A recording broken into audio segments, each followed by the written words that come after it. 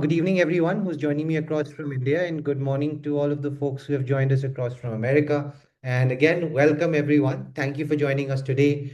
Today's session is built around the very strong foundational idea. Starting early isn't really about adding pressure, but it's about reducing the pressure later. It's about not having a lot of high peaks when when your major grades are actually running. So it's all about spacing out all of these various activities. And when families begin planning in earlier than, let's say, grade 9 or even the grade 7, 8, they are not trying to do admissions early. And that's one of the core concepts that we all need to understand.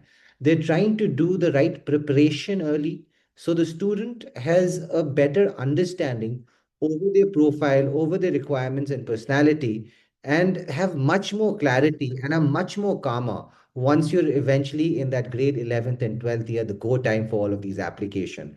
Now, here why this matters across the whole US, UK, and Singapore. In the US, admissions are largely, as we call them, holistic, well lopsided. So your story, your activities, your leadership, the outcomes need time to become real and measurable. In UK, it is course first, right? Meaning the subject choices, meaning the super curricular activities, which obviously I'll be defining once we move across. And admission tests are very closely tied to the course. And the timeline is often way more earlier than families would be expecting them. And really, those super curricular activities need that the right time of growth across all of those, how to really put them across in the right way in the applications. So in Singapore, the prerequisites and the academic dominance is that main part that really gives you this understanding that you need to be starting this as early as possible. And with a single intake window, those late fixes are quite hard. So come across all of these various destinations, the pattern is approximately the same. The strongest applications are not built in a couple of months or the last year. They're built by compounding, compounding the grades, compounding your skills, compounding the projects, compounding evidence. And most importantly, before you even get started on this whole journey, understanding yourself in the right way. So in the next hour, we'll do the two things. We'll first really explain you why this planning really helps you. Why does it take time to build? Why the last minute challenges really fail? And at the end of the session, we'll give you a simple grade wise timeline. What do you do from grade 9, 10th, 11th, and 12th? So, as a family, as a student, you can understand this admission in the right way. As a mentor, we can support the child with structure and not to overwhelm them at the last round. So that's the introduction. Moving across now to give you a quick introduction, as we always do, with the organization behind the event. Let's Unbound, which began with a focus on skill building, empowering elementary and middle school students with STEM, life skills, and mentorship. And as these students then progressed to high school, they started seeking college admissions guidance. And that's where we listened. We evolved our services to seamlessly integrate the storytelling through applications into our already well established mentoring programs. Now, by combining your personalized learning, the skill development, the strategic admission support, we guide students right from their early academic years into the top global university applications. So today we have impacted more than 4,000 students across 25 countries and have delivered more than 125,000 hours of expert mentoring. Our commitment to excellence has earned us a 4.9 over a 5 global rating. We are proud to have partnered with STEM.org and have partnered with Harvard Students Agencies and Arizona State University Prep Digital, which has really ensured the students have gotten a world-class educational experience and while preparing for all of these admissions and applications abroad. So let's Unbound, we don't just prepare students for the application journey, but the whole school journey itself, which should be then accumulating into your undergrad experience and then preparing you for life from that point onwards. The visionaries, the founders behind the organization. So before we dive deeper into the topic of today, I'll just introduce you to my other co-founders. On your left, you've got Amol, who is a serial entrepreneur. He's an education visionary. He's got experiences with Tata and Exceed, which is India's largest school edtech platform. Amol has helped, scale impactful educational solutions right across 2,000 schools in 6 countries, impacting more than 250,000 our students. He's really known for his ability to blend, the business thinking with the on-ground realities, and has been instrumental in helping a lot of startups from IIT Bombay and beyond to really succeed within this educational space. On your right, you've got Nishant, who's a mentor, he's an educator, he's the brains behind many of the learning pathways that we share. With 14 plus years of experience across academia, across industry, he's counseled more than 1,000 students and has designed curriculum solutions right from K-12 to executive MBA programs. He's an alumnus of SP Jain. He's a top-rated teacher, a proud mentor of change under Atal Innovation Niti Aayog. So these are the other two co-founders behind the organization, and I'm the third.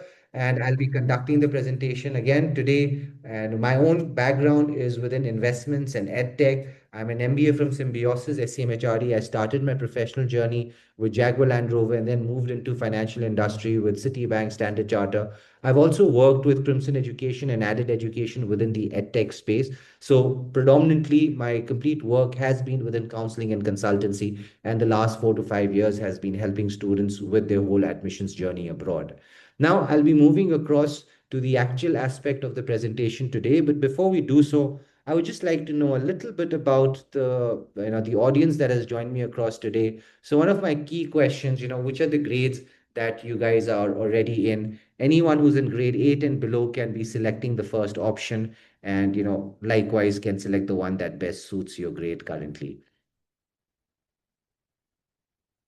Right. So, I mean, as I would expect, majority of the population has joined from grade 8 and below. A good amount of students, in grade ninth and 10th. And also the kids in grade 11 don't see this presentation in a way to say that, it's too late. What we largely would suggest, all of the kids who are in grade 10, grade 11, introspection of all the activities that you've been doing since grade 8, grade 9 is going to be that crucial part in creating this whole, application for you. So just keep that in mind and do attend the whole presentation in that way. I'll now put up another uh, quick poll, which is the country for undergraduation you are most likely to select. So it has all the options again, UK, USA. All of the kids that are thinking of Singapore can use others as an option. And yeah, that will give us the good or clear vision on how many kids are largely looking at this. So USA is the highest voted country. I mean, it's always been the case. It has got the majority of your top universities, closely followed by UK. And Singapore has also been a very choiced destination, and of late it has picked up a lot of demand. NUS, NTU, these are top institutes from Singapore, top 20 institutes of the world. So yes, I mean, we do see the clear urge of students to also look across there. So as I've said in the presentation, we will be looking across at all of these three destinations, sorry, while we would be looking into why start early as a topic. Now, moving on to the actual topic itself. So the first slide, the big idea here is starting early would give you that 4-year advantage. So whether your child, eventually does apply to United States, the United Kingdoms or the Singapore. No, it is the secondary aspect while you are going to start to think about the early aspect. And when I say start early, I don't mean to start stressing early. I don't mean that you start applying early. I don't mean that you start doing your SAT papers early. What I mean start by starting with your early build process is that everything should compound in the right way, because college applications are not won in the last couple of months or in the last year. They're won over a whole time period that you need to be focused across on. That can be the time ahead of you or that can be the time behind you, but the introspection, the reflection that is required needs to start from a very early stage in your grades. Now, the first thing that obviously does compound are your grades. So your sound academic track record does play a very important role in all of it. The depth, which is largely a factor of the amount of years that you have spent on it. And when you talk about the depth, it's also not just putting about random activities. You're really thinking about that progress in 2 to 3 directions. And most importantly, specifically with the US application, a cohesive story. So the application needs to make sense as a whole. So if families start late, as I've been saying, what happens is predictability, which is panic in the last kind of stages. You think about just doing 10 to 20 activities, you think about rushing into a summer program, you try to force a major application, and that creates that noisy profile, right? That is that stress that you're putting at that undue time. Rather which, don't think on those new aspects. If you have reached that stage, try to introspect better. And if you're in those early ages, this is the best time, start creating the pathway forward. So the goal we are trying to aim for this is here, a calm, an evidence-backed application, not a rushed one. So over the next slides, I'll show you exactly what starting early really looks like in practice. So what do you do right from grade 8 till grade 10, grade 11, and how it really differs across the three countries that I've been mentioning. So overall, this is the main things that we'll be covering across today. Why starting early really matters, the compounding advantage. What does it really look to start early, specifically with these three countries? The major reasons, i.e., how do we decide your majors, and how extracurriculars are really affected with the time that you give across to these activities. Right. So the destination checklist, as I've said, we'll just quickly get into this part. We'll look into the quick view of your application from the perspective of an admission officer. So let's first start talking specifically about the United States, because United States pathway, as what we like to really call it, holistic, or well, lopsided, meaning it's not just about A marks, it's not just about a specific degree that you're applying for, so the only work that you're doing in that degree, it's not about just to that one entrance exam, it's about that whole profile personality, which is largely built over years. So this chart is a very simple way to understand what college admission officers are really looking for, what are they actually evaluating. And this is a view from the other side of the table. And just one quick thing, the percentages, these are not empirical calculations, right? In which, it cannot be a 45% versus a 40%. Largely, you can see this as a 10-step staircase where that 40-30-30 is being divided. So roughly, the first thing that you can see, it is academics. So this is your school rigor, right? Whether it's AB, IBs, whether it's A levels, are you in CBSE, ICSC, state boards? All of them, all on that same pedestal, is a very important aspect that goes across. And it also includes all of your transcripts from grade 9 till grade 11, and the grades that you would be having at your hand before you'd be making that application, right? And using all of those grades, they will be giving you a predictive score, because by the time that you end up completing your applications as well, you do not have your grade 12 result. And at the same time, the SAT and the ACT, one of those two entrance exams. And again, as you can see, the US process being completely major agnostic, it doesn't matter what degree you are studying, you're going to be still giving that same kind of an entrance exam. Right. Moving from this first 40%, the meatier part of this application really starts across from that academic and non-academic part. Right. The academic aspects being anything that you have done, for example, in a research, in an internship, in a summer program, courses online, pre-college summer programs, academic competitions. So these six things that I have stated, do remember them as a reference list, not a checklist. They're not everything that needs to be done, but you can be definitely selecting from this bucket of activities when you're going to be creating those 10 to 20 activities under the extracurricular and leadership. Along with that, you also do have this non-academic aspect. By non-academic, you can go almost in any realm. You can be talking about sports, you can be talking about music, you can be talking about arts, performance arts, fine arts. The kids talk about Rubik's cubing, kids talk about trekking. So anything that can go ahead and define an overall personality about you, can showcase hours of intrigue, hours of time investment. That are the kind of activities that go across in these extracurriculars and leadership. Now, moving beyond this 30%, the last 30% of this application, that is the common application side. So this is where your reflection on the activities that I've just mentioned become quite important within the personal statement, within those essays, and very, very importantly, that one document that you do not write, letters of recommendation. So this is where, the admission officer starts to look across at patterns as well. He wants to see those basic activities being stated in the 10 activity list or the 20 activity list.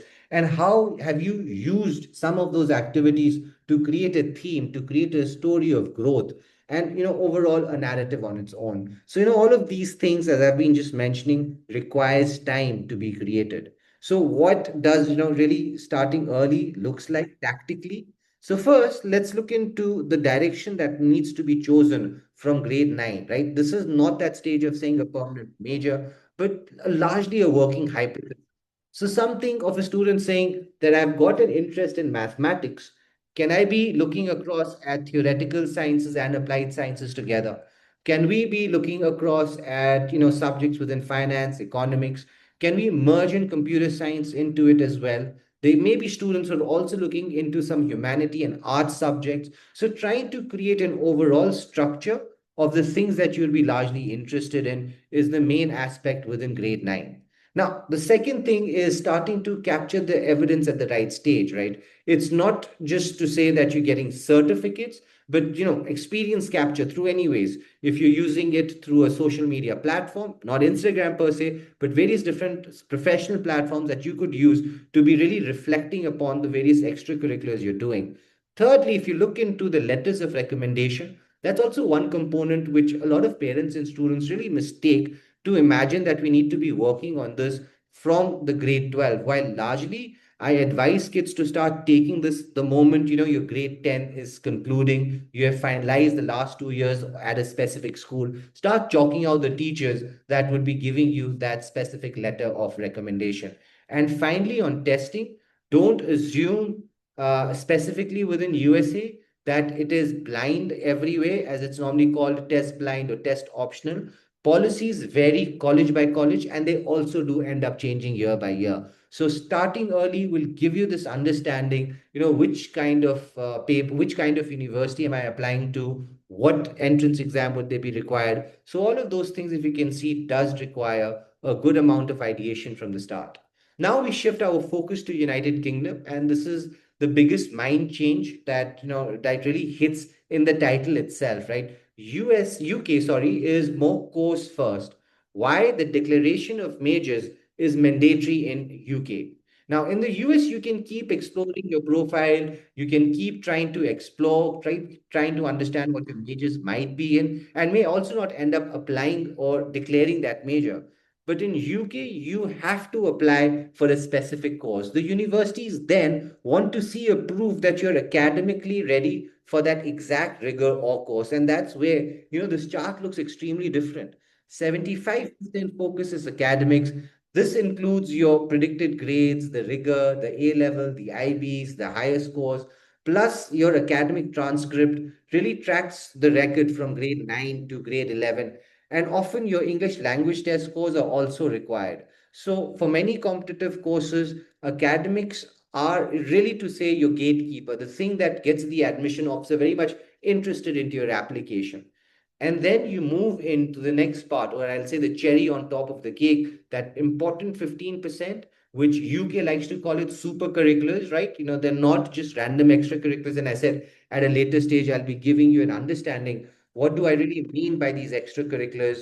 What do I mean by them being called as super curriculars? So, super curricular is any activity that is in line with the major that you want to study. So again, all of those things that I had just mentioned in terms of US, the academic bucket of your extracurriculars, those are all your super curriculars, right? Your online courses, your academic competition, the various relevant projects, the research exposure, the subject benefit specific portfolios, all of those basic evidence of intellectual engagement with the subject or the course that you're interested really forms part of this 15%.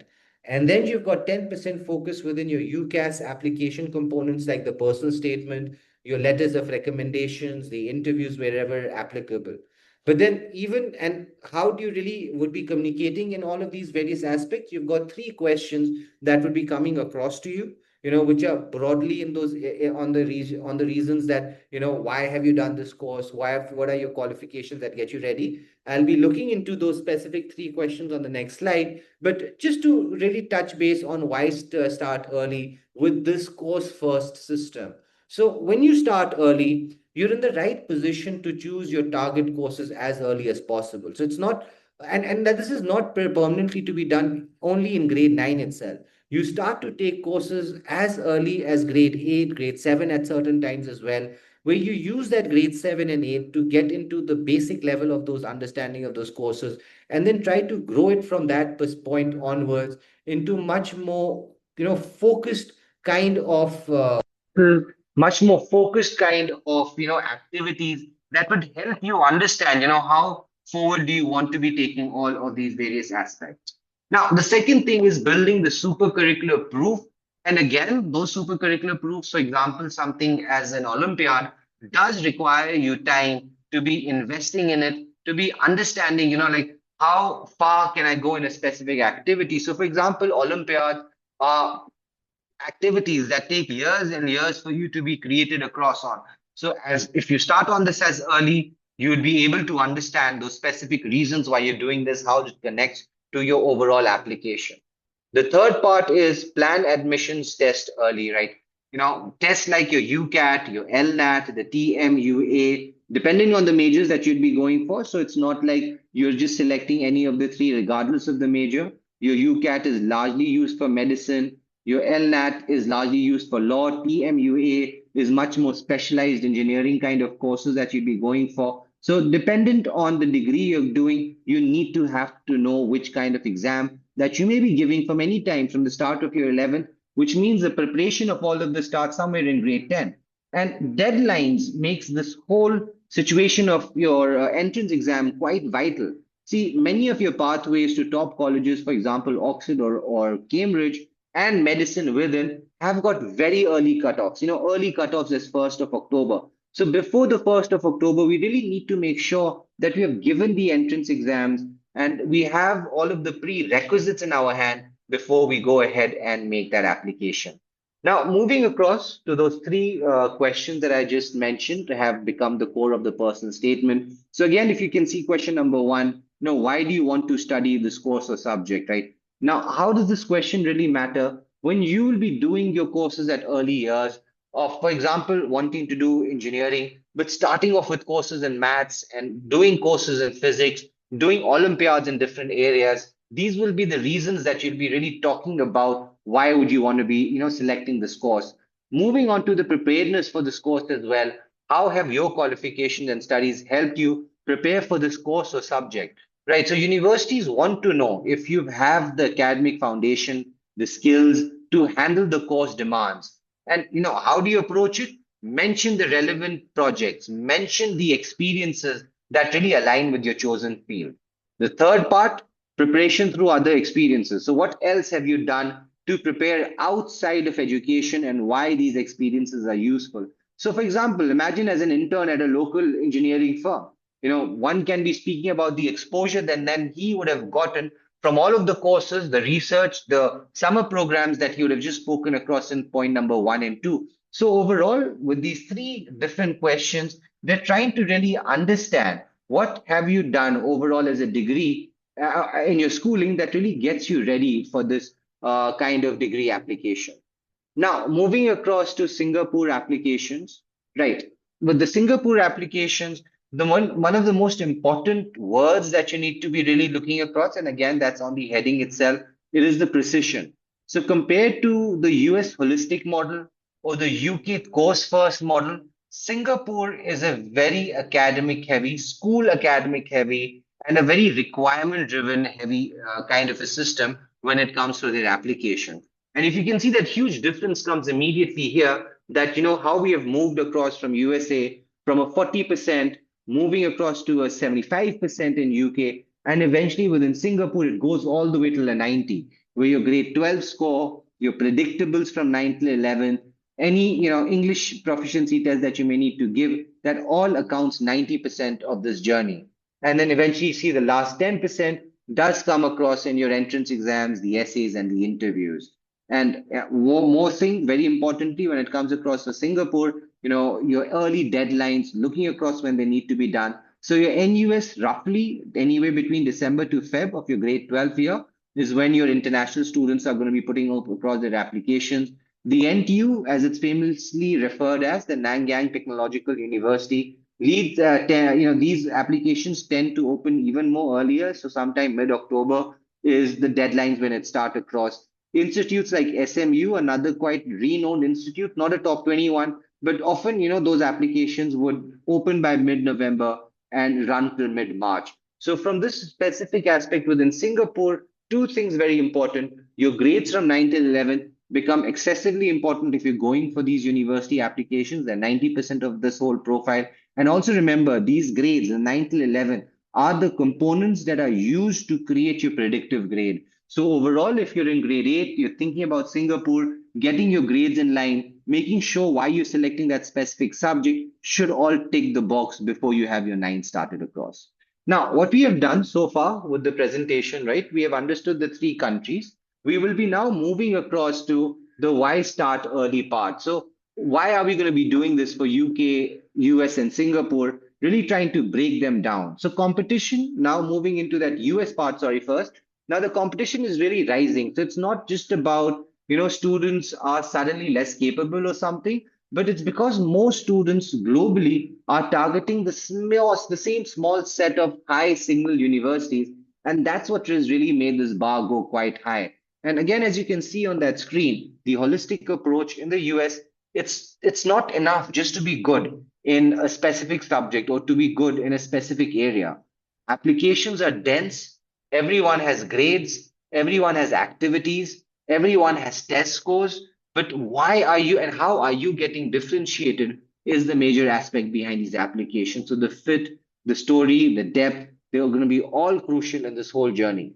You'll see an example on the slide, referenced to, Harvard University itself, where you could see Harvard University only selects 4.5% students. So that's where you could really understand where the difficulty is going quite high. So you need time to build the spike within your profile. You need that time to understand within USA what is that 1 to 2 directions where your child would like to grow across, how you can take learning into application, eventually leading and then impact. So you need time for this evidence. You need time for the project that should mature, leadership that should grow, and eventually the results that should accumulate. And the time needed to create this narrative is also going to take time. So the essays shouldn't sound like a rush list of activities, but they should really sound that an activity has been introspected and represented in the right way. Now, second, as I've said, UK, the course first coming there, the proof building, as I've spoken in the last couple of slides, across your various activities, your academics, your courses, the internship, the summer program, they all play a very vital role in all of it. And eventually, the Singapore, the precision kid, it is trying to get your subject selected right, trying to get your grades in the right area before you're getting into ninth, 10th, and 12th. Right. Moving into, why start early is going to be really helping you again in that very aspect. So for US, if you see colleges look at cumulative performance, right? The rigor of your courses, whether you're looking at honors, APs, IB, A level, they're all equivalent. So if you start strong in grade 9 and keep upgrading those rigor smartly, you don't have to rely on last minute spikes. For UK, the bigger level, again, as I've been saying, is your subject choices and the predictive grades. So offers are really driven by those predictive scores, and the subjects you choose in grade 10 and 11 will decide the kind of predictive grade you'd be getting. And again, the same story repeats in terms of Singapore. The only differentiation between UK and Singapore really does become that all of your research activities, the internship, the summer programs, they're all going to be used more for your scholarships rather than just the academic admission. While in UK, all of these 5 to 6 components are used in academic admissions themselves. Now, as I've been talking about that cohesion, right, one of the biggest mistakes families really make is thinking that college admissions are a checklist. And you'd have seen various times when I've been giving out lists, I've been repeatedly saying, don't treat this as a checklist, treat it like as a reference list. So admission officers don't really evaluate you like a spreadsheet. They evaluate you like a story. And that story has to be something they can understand quickly. And that's what we mean by cohesion. Your courses, your activities, the essays should point in that same direction. Not perfectly and not too early, but clearly enough that it doesn't feel as a random list of activities. So what does cohesion actually looks like? It looks like depth over your, let's say scattered clubs. instead of 10 or 20 unrelated activities, how about having two or three core areas where the student really clearly wants to grow from, and then branching it out in that whole activity list, which is moving all the way from grade 9 to 11. Now, it looks, when you start working in this way, it starts to look like evidence of growth and commitment. So it's not just that I joined, but the sentences that they look for, or the start of the sentences that they look for, is I learned, I built skills, I applied, I improved, I achieved outcomes, and I left a calculatable impact. And that's the next part. The results and the impact are more important rather than just titles. So, what am I really pointing at this fourth point of impact? There are two kinds of leadership, right? You do have your innovative leadership, you also do have your institutional. So, your impact based leadership is largely the one that would be looked at as the place where you have gone across and started something new as an innovative leader in it. Otherwise the institutional, what it typically means that there is an existing institute out there, and you have just become a part across with it. So now the ladder, which you see on your right, a little bit with more understanding, it starts across with the curiosity, a question, an interest. It moves across to skill building, where you start with courses, basic ones, moving it more into intermediary and expert level, looking at practice, looking clearing up your fundamentals, and then you take up projects, right? Then you look into that practical showcase of all of that, curiosity that you have garnered through those courses, where it becomes much more tangible, much more impactful for the admission officer to really come across and say, that's not all about just bookish knowledge, but there's something really physical out there to represent your curiosity, right? Eventually, as I've been saying, the impact, the real uses, the real outcomes, the real change. And eventually, all of those various activities need to be coming through across as a single narrative, which should be done in a way that can be validated. Either through the teachers or the mentors, as I've been saying, within the letters of recommendations themselves, and also preparing well for those interviews. So, those are, I would say, how a cohesion should be coming across into your overall application. Now, how does depth beats that well-rounded aspect? So this slide is a big mindset reset for a lot of families. Most families and parents that I meet, they think top universities want a student who does everything great, while in reality, top universities prefer a focal point, specific areas of excellence and meaningful engagements in other areas. So that's why we say that depth beats that well-rounded along with participation. So you need to have depth with participation, and not just try to attempt to be an international or a world beater and try to represent that in the wrong way within your application, which, again, admission officers typically do catch out. They don't put much more value in it. They want to see focal areas. So for the US, depth looks like a clear spike, right? For example, CS plus AI projects, or let's say adding it economics into the area when you're still moving across as a degree within computer science, and vice versa. So but the key, here again, as I would say, is not just the label that you have mixed these two projects. The key again then still stays, what were the measurable outcomes? How was something built? What was your involvement specifically in it? How did your involvement in this activity make a profound effect on your personality? So all of those various aspects are looked across within depth, moving beyond well-rounded, which again, as you've seen, is a very core point of you really thinking across about the starting early aspect. Now, moving across to UK, where depth is even much more direct, right? It's not to say that depth in any area can be doing. You're really talking about your super curriculars. So this is where, as I normally say, your course relevance is the king of this whole process. Your super curriculars, as I've been seeing, the competitions, the work experiences, the internships, the researches, they all must align with the course you're applying for. And because admission tests and interviews are really time bound, specific timelines, the more depth you can get at an early start, at an early stage, means you've got a very long runway of preparation, not that last minute of cramming.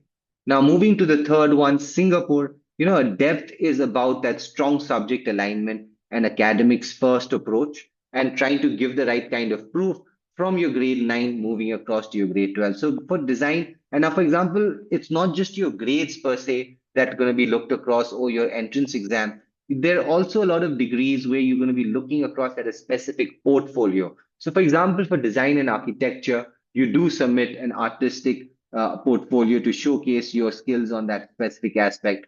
For different STEM subjects, there may be different good demonstrative capabilities that you could be putting across specific courses, specific research papers that really pulls you across with this whole, journey at that last stage. Now, moving into two parts, what we will be now looking across first, we'll be trying to see, how does the majors selection really comes across in this, important journey that we'll be going across in. So what to do that, we first want to pick up this whole topic, why majors can't be chosen from a very specific job trend which is available. And I've been seeing this in a lot of my presentations where the parents, they typically ask me this question that what do you think is the most relevant degree or the most relevant job or the most relevant industry out there? So things that you we now need to really understand, right? What has really changed from the time that the parents might be doing their undergraduation to the times today? So jobs really do evolve way more faster than a school cycle happens. Now you've got AI, you've got automation, you've got entirely new industries being created and also disseminated under a 5 year kind of a journey. So that safe decision, that safe industry that may be looking good today when your kid is in, for example, grade 9 and would be coming and getting into the professional world by the year of 2032 or 2033, it's almost next to impossible for anyone to predict what is going to be relevant at that stage. Second, the real growth is happening in interdisciplinary path over these years. So, for example, now you would see all of your IT giants making extensive investments within human anatomy, within biology, within chemistry. So all of those various things has really made those students go back into that education, I guess, reflection, the kids in school, and pick up combinations that, are not just, job driven by the job trend outside, but really driven by their own interest. And once those interests are established and you're in a university, you then move across into that aspect. Where do I take the skill in terms of an employment? But on today's stage, what has been happening because of that rapid change of the industry, it is much more sensible to select your majors largely based on your interest areas and not just by saying, okay, this is a degree or an opportunity that may be useful 8 years from today. Right. And at the end of it all, starting early keeps all of your, various doors open. Starting early, understanding that you've got a strong sense of mathematics, you almost end up you opening up every STEM degree, various economics and finance degrees, pre-law degrees as an economics as well, is a very, open factor that remains with you. So the right goal is, written at the bottom.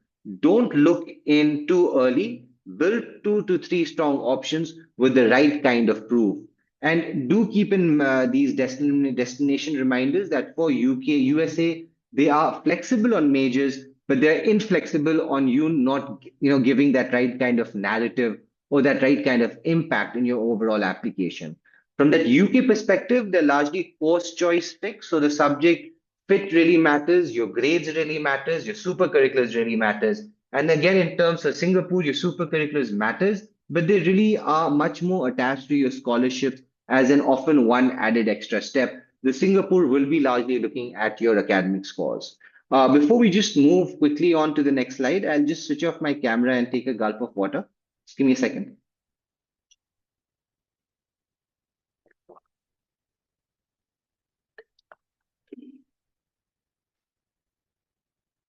Yes. So now this slide, which we're moving into, is to really take how are you going to be taking your exploration and making it much more productive. So that stage one that I'd rather put across is that start broad various aspects. And if you're in grade 7, grade 8, we want students to be sampling 4 to 6 different domains, but obviously connected from a core interest. But try to do again it in a very smart way. Start with short courses, look into clubs, look at small challenges, small mini project after a couple of courses that you've done where you're trying to get a physical or a practical implementation of what you're learning. So the goal is not just mastery. That is just one of it. The goal signal that we're trying to get in, where we're saying to start broad, is what do you enjoy? why do you want to stick with it? And what do you think is really instrumental in your personality that helps you learn this specific topic as fast as possible?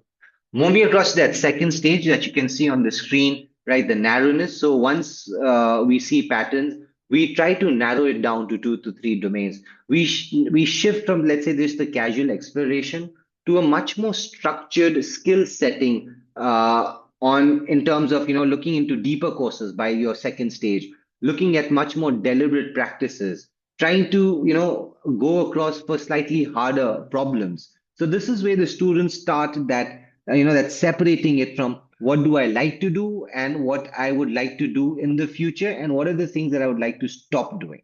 The third part is your validation. So this is the most important step because it creates real evidence. We validate through academic competitions, practical projects, hackathons, writings, exhibitions. So any of the tests under the real constraints, it would help you understand, right, exactly in the way we're moving. So the validation answers, does the student still enjoy it when it gets difficult? Or can they produce the right kind of output? Moving on to the fourth aspect, the commitment.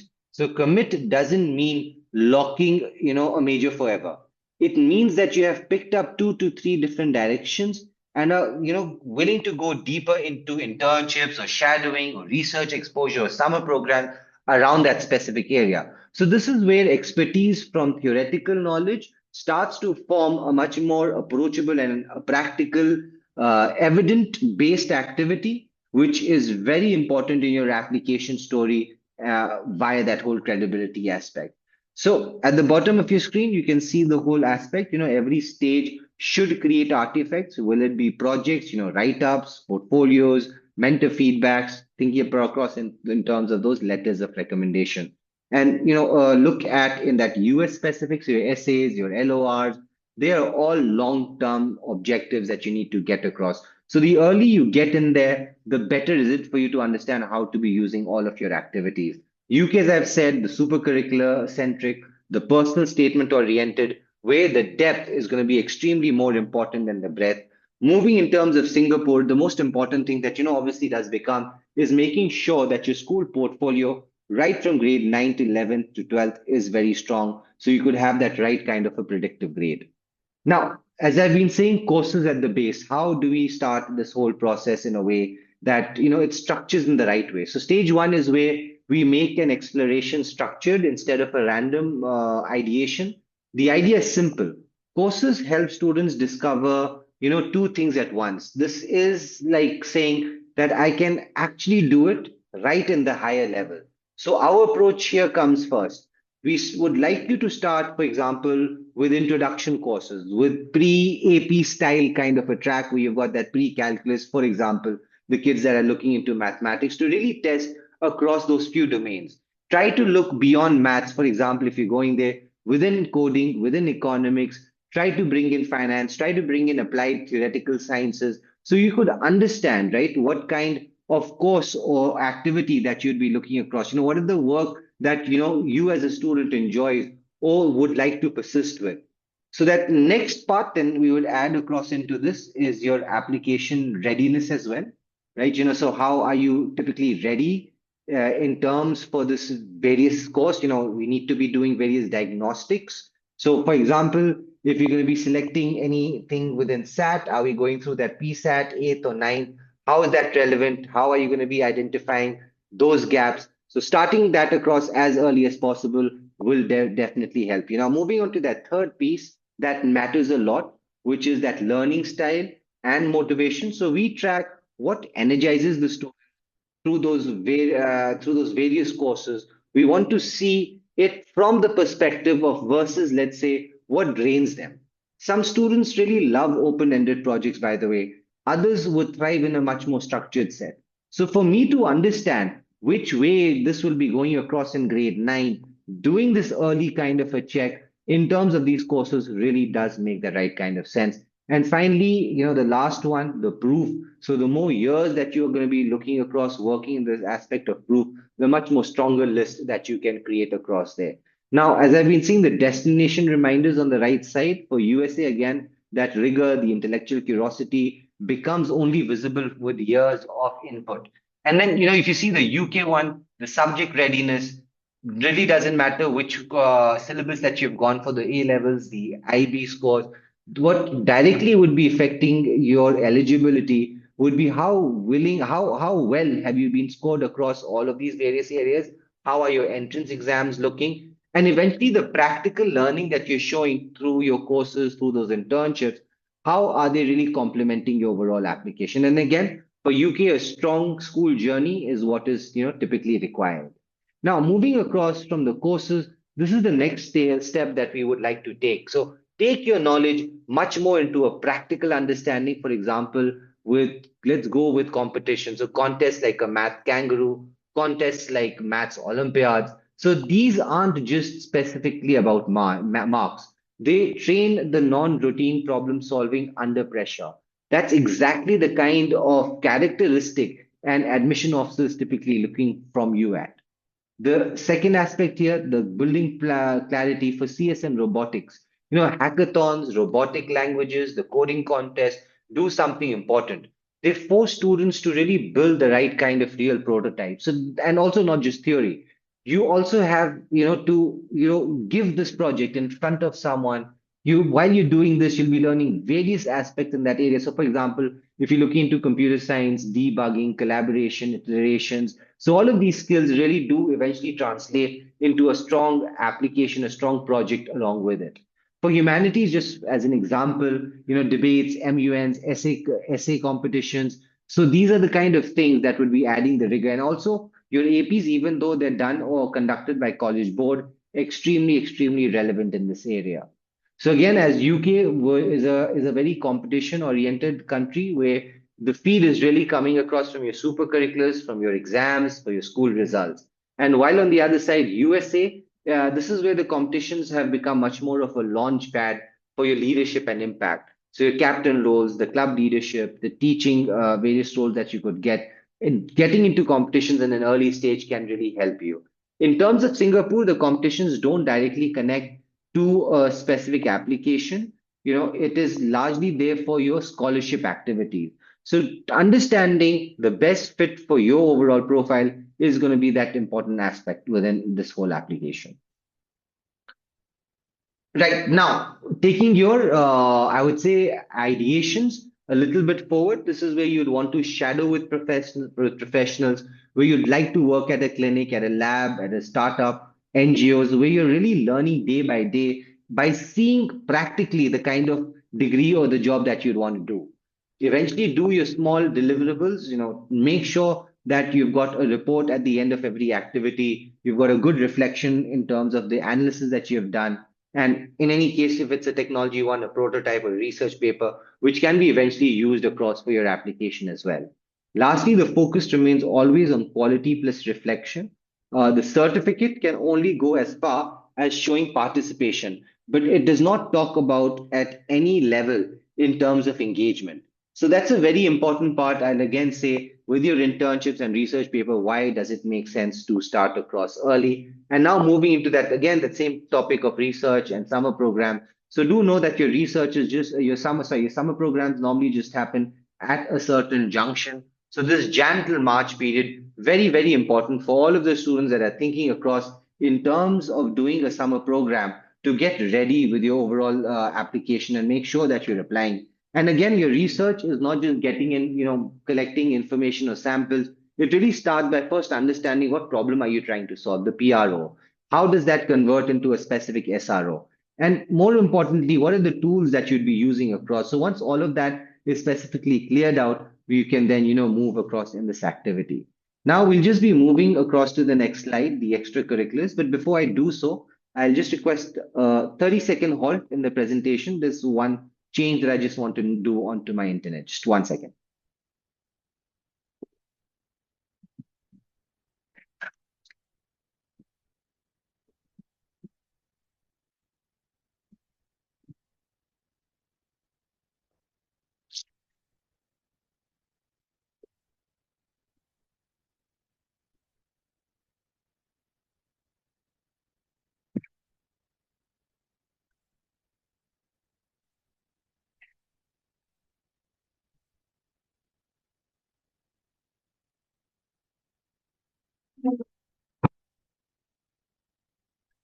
Right. Sorry for that delay. We just now will move on to the next slide in terms of looking into the extracurriculars in that right kind of way. So this slide is the core principle and very important aspect when it comes both for your US and your UK application.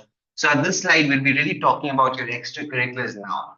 So you don't need to start big, right, with every activity that you're thinking. Largely, look at from this perspective that you actually need to start small. You need to understand why are you looking at a specific activity, where does it connect to your personality, and that's an iteration part that I'm talking about, and then comes in across that scale aspect. So what does a strong extracurricular profile actually look like? It usually is built from, I'd say, two, three, or four core activity, core natural aspect or strengths about you, and that is where the student is genuinely hinting where they're going to be excelling at. This is where you've heard a lot of people talk about capstone activities, core activities, largely to say they're your three, four, or five top activities that you're going to be talking about. So then, in that broader sense, you have got your core activities, the vertical part of the letter T, supported by a lot of, I would say, breadth activities that give your profile much more width. It shows a good amount of supporting interest that go on to complement the story and obviously not distract from the main story itself. Now, the real marker in all of those various activities is growth itself, right? The way the scope is increasing, your responsibility increasing, and how the outcomes are improving. And then impact becomes measurable. People reached, money raised, products shipped, research output, competitions won, summer programs, competitive ones achieved. So something very much tangible. Now, in terms of looking at this from the US, from the destination perspective, in terms of US, a strong extracurricular profile often looks with a lot of activities that can defined as a passion project plus a leadership activity, plus a community service impact, and as I like to say, an activity of an intersection where you're picking up an extracurricular, for example, music, picking up an academic interest, computer science, merging the two and doing a research project using Python with music. So, doing or looking across at that intersection activities is that X factor that then gets created within that US application.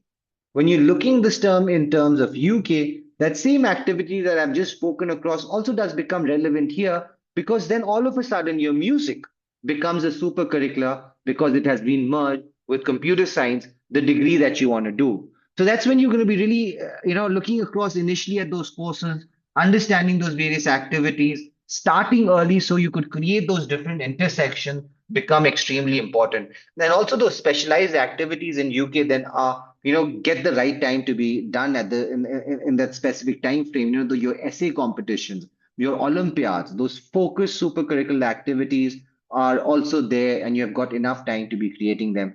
And within Singapore, as always, the focus on your grades remain highest, the ninth to 11th. But for your scholarship, all of these various different activities is going to add the right kind of an act. I mean, the right kind of a brief there. Now, moving across to this one really important part of extracurriculars, and this is the only, I'd say, the category of extracurriculars that I'm defining across today, your impactful community service. Right? So, your impactful community service really starts across by, firstly, of you to understand what is the problem that you're trying to solve. So, actually, try to understand from the need by speaking to different beneficiaries, trying to identify the root causes, and then, moving on to building trust, building partners, be it a school, be it your own NGO that you're trying to create, bringing in local experts, bringing in mentors. So, trying to have much more involvement beyond yourself. So, because without partners, projects don't really sustain, they don't look as genuine as a project with a partner would do so. Then comes in the real work, the piloting the project, the iterations. So you would want to test small prototypes and then would move on to that next step of your scaling the overall activity, and eventually the last two step, the measured outcomes and the reflection that you need to be communicating with your overall application. Now, moving quickly, for the sake of the time, into this other important aspect, your standardized testing journey. So this is largely towards the last part of your overall application journey. But yet again, right from the start of your grade 10, once your syllabus is going across through this whole decision between SAT and ACT needs to be made early. So this is where you need to be making a diagnostic at anywhere between your mid 10th towards the end of the 10th to really help you understand at what stage and at what time would you like to be giving that examination. You also don't want your SAT attempts, as they can go into multiple, to come too close to your university selection. So the university selection is being delayed, then that makes your essays being delayed. So just to make sure that we're all moving in that right kind of on that journey, make sure that you're doing your SAT diagnostic as early as mid 10th or end of 10th. It differs student to student. Some kids, some schools do finish your 10th syllabus early, they take it up earlier. And I'm absolutely fine also, where I also do emphasize with kids saying that it is also not required to be done in the mid of the 10th. You can also do it once your boards are over, you're relaxed with that one aspect, and you have enough 6 to 8 months of preparing this journey. But do remember the pre work that is required is to actually understand which exam you're going to be putting across. So that's where that starting early or starting within grade 10 does make a lot more sense. Right now, I'll be once moving across to that UK aspect. So it'll also make sense that within UK, you need to be deciding your degree on the earlier stage. So you can be deciding which are those different entrance exams that you'll be taking. This is a quick view of a standardized testing journey within USA, the part that I was saying. So if you're in grade 10 now and you're about to conclude it, take a SAT diagnostic, right?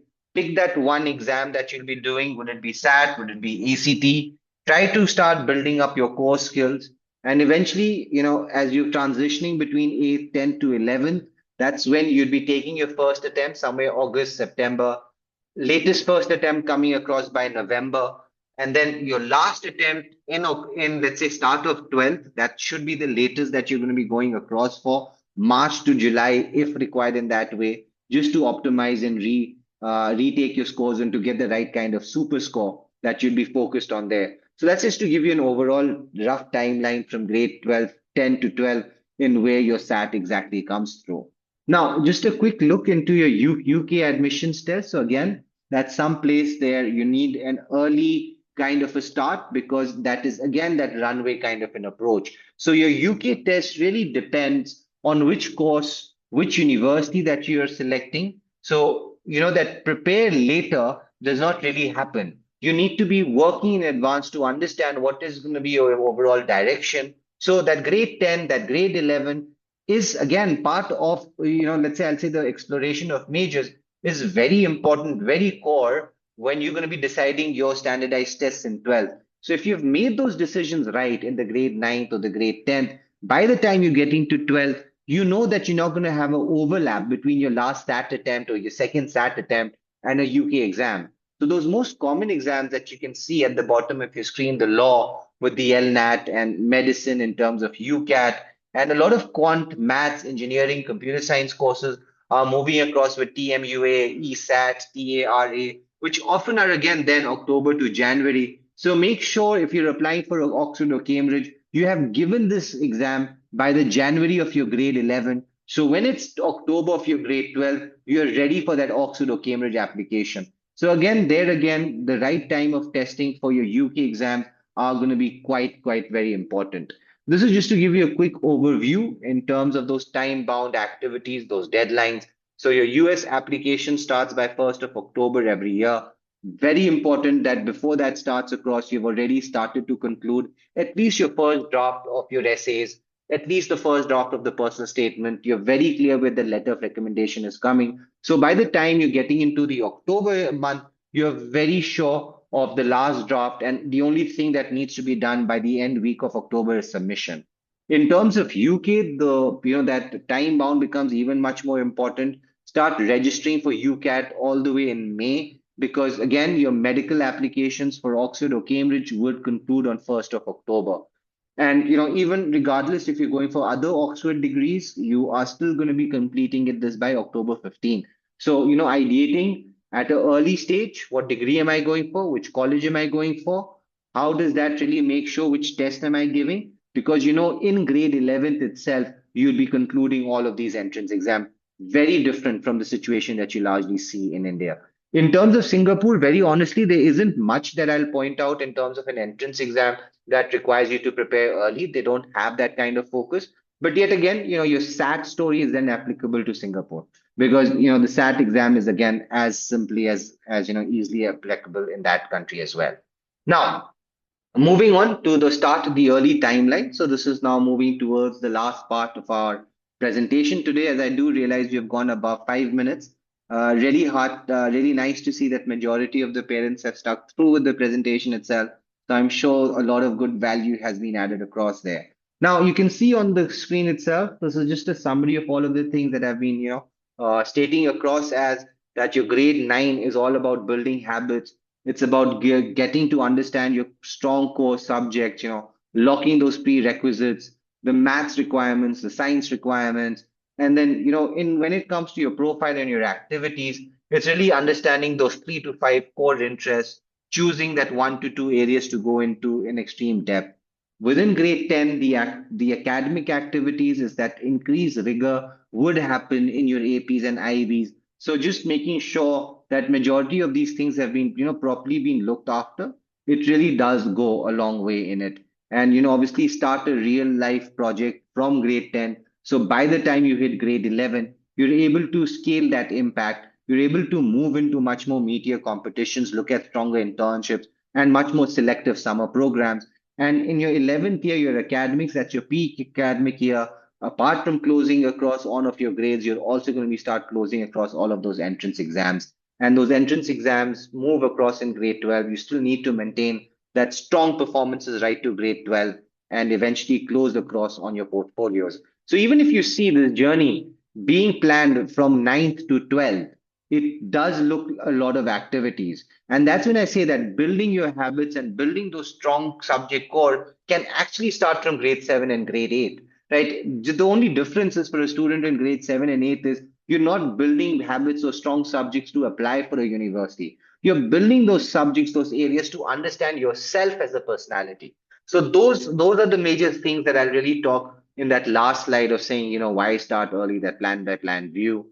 Now I'll just move in. How do we, help students with overall of our product to get you into a top university? In terms of academics and test preps, your SAT, your PSAT, advanced placements, school scores, moving into profile building, leadership, sports activities, hobbies, passion sports projects, community services. So we provide you complete assist in both of these two legs, overall the whole journey, right from grade 7, 8, and 9 and then eventually in your grade 12 years where we'll help you in the university selections, personal statements, supplementary essays.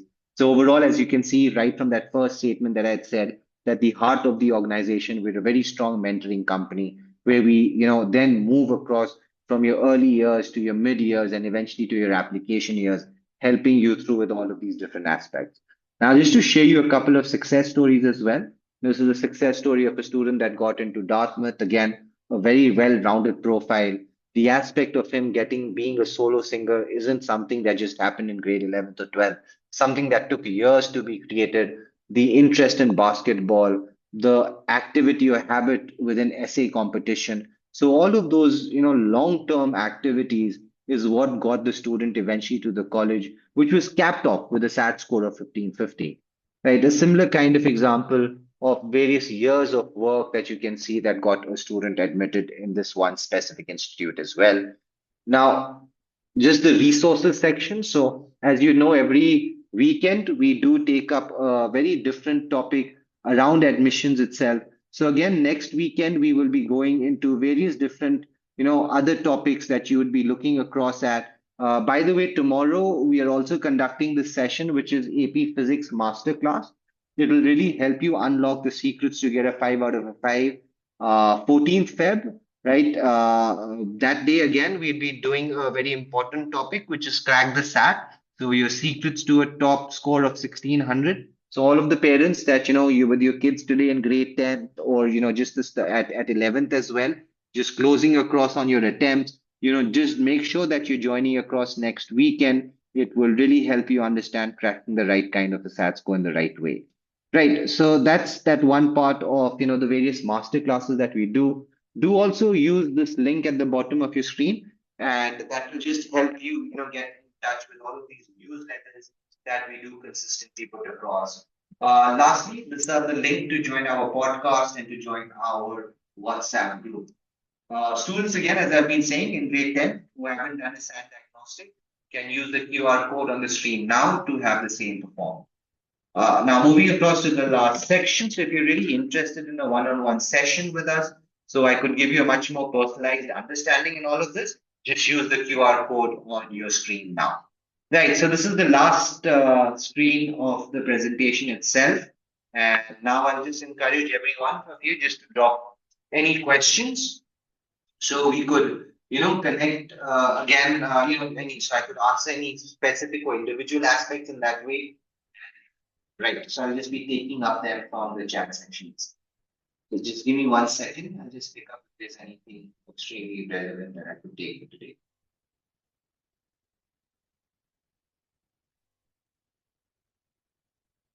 For 1 second.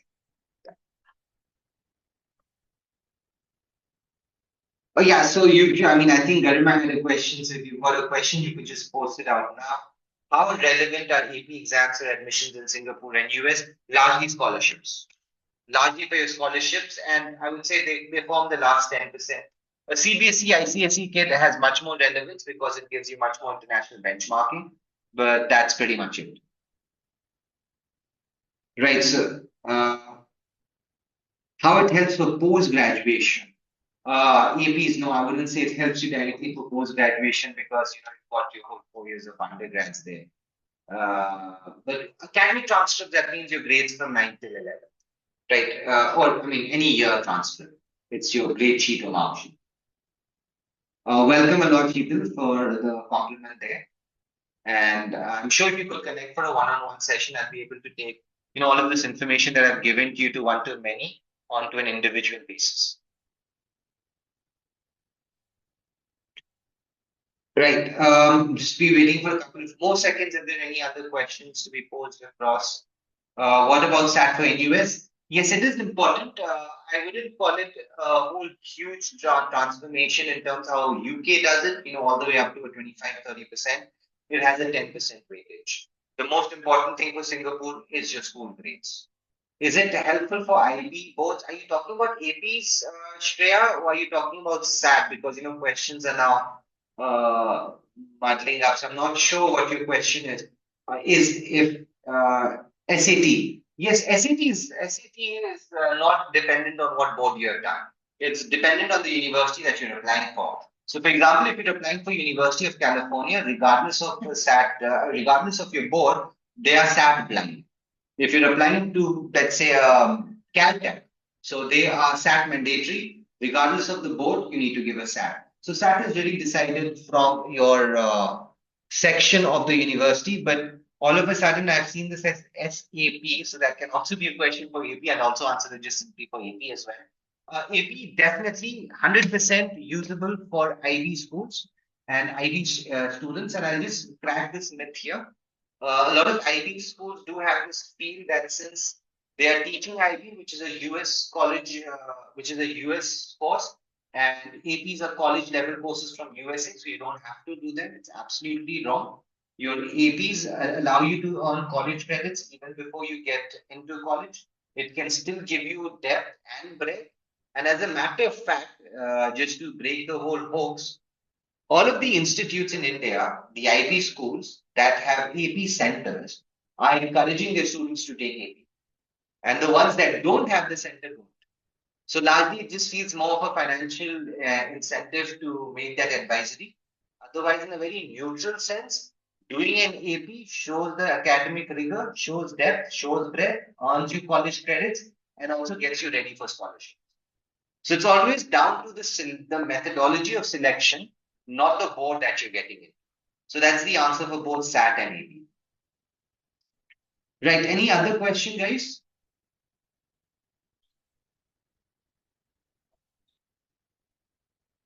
Right. So thank you for just joining us across. Okay, I think my son has scored 65% in 9, but 94% in 10. Right. So see, this is what I said.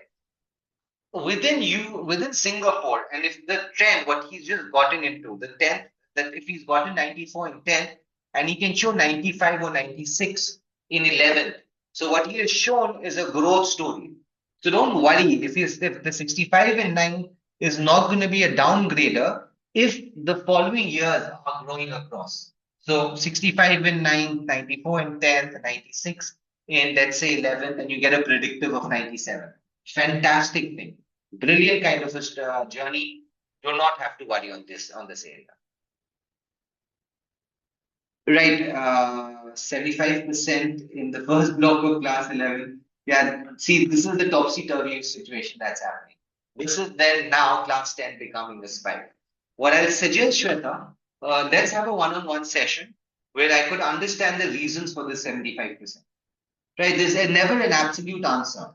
It's not going to be down as simple as the Indian admission that if you've messed up one grade, it's over. So let's connect on a one-on-one session and let's try to understand where this problem is really coming from. Because I have a lot of questions now then to ask. Because it's really going 65, in that way. I get you. I get that when that specific aspect. So I'll tell you what Shweta is going to happen in this case, and that was going to be my question: the class average. With this school, the predictables won't be in 75%. So the school has got the nature of dropping your grades so the students can outperform. But once they create the predictors, they understand this aspect and they'll give you the right kind of predictive. Right. So would you be answering about the summer course credits? I'm sorry, I don't know this. I mean, Garima, I'd suggest let's do a one-on-one session. So then I will be able to understand this. So yes, there are summer programs that have credit, that don't have credit, but I'll see it this way. A easy summer program, it's not very difficult to get in, can both be with credits and without credits. So largely look selecting a summer program, don't do it from if it earns you credits or not. Try to find summer programs that are highly selective because those are the ones that once put onto the application really shines out. Before we start thinking about how it benefits my life after getting into a college, let's focus on how to get into a college first. Right, that's going to be that more core aspect. But again, Garima, I'd suggest you as well if you could use the QR code and we could get on a one-on-one session together. And whoever connects with me, you could just point out that you want to talk to Faraz, and they'll set up that meeting with me directly. And that's there for everyone on the call. So if you want to have a direct call with me, just make sure that the person who connects with you, you just have that communication center first. Right. So we've really gone over the time form, and this is the last question that I'll take. What about non-bond scholarships in Singapore? I'll have to understand this question in a much more detail. And this is a one-on-one question, please. So let's take this on a one-on-one session. And Shweta will definitely be looking forward to be talking to you in a one-on-one way, so I have more understanding behind the logic of the questions. Sure. So we're just stopping the presentation for today, and we will connect again over these one-on-one sessions. Thank you.